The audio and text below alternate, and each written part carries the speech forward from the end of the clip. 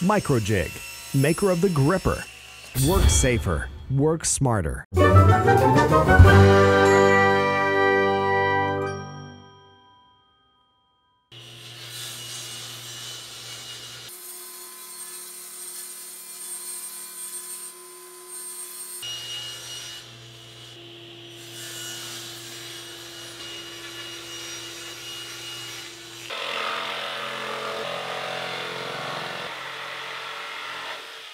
Now that I have all the shelves cut to rough width and rough length, at the joiner I'm going to get a nice straight and flat edge on one side, and then at the table saw I'll cut them to their final width.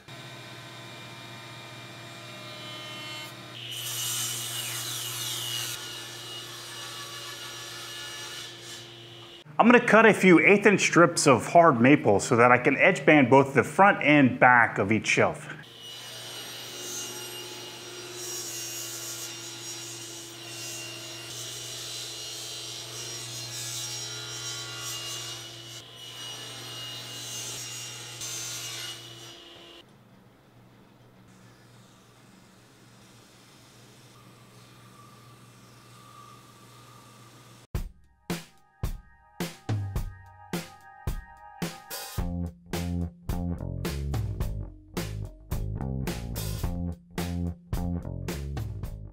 There are lots of different methods to flush edge banding down to the surface of plywood, but the method that I prefer is to use a trim router with an offset base, an edge guide, and a mortising bit.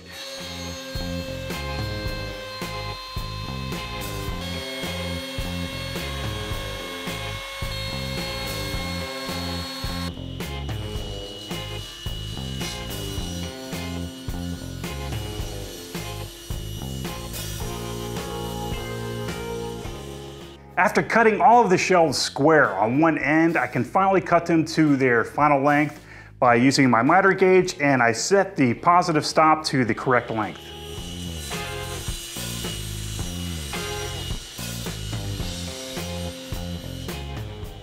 The top and bottom shelf both rest on the long rails which join the sides together of the bookcase.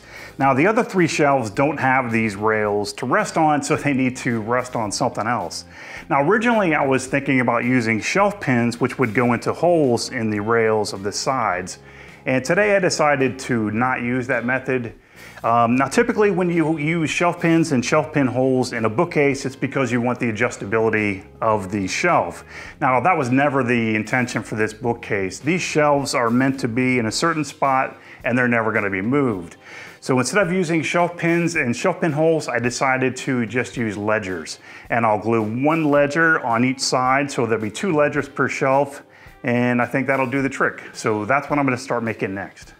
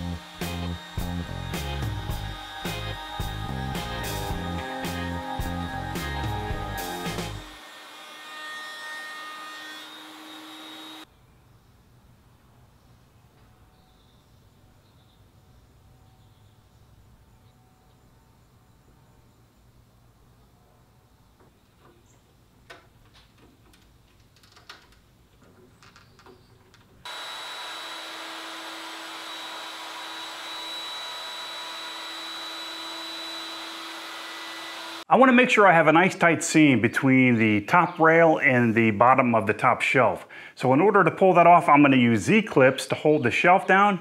And in order to make the slots for the Z-clips in the back of the rail, I'm going to use my biscuit joiner. And this is one of the very few times that I actually use a biscuit joiner.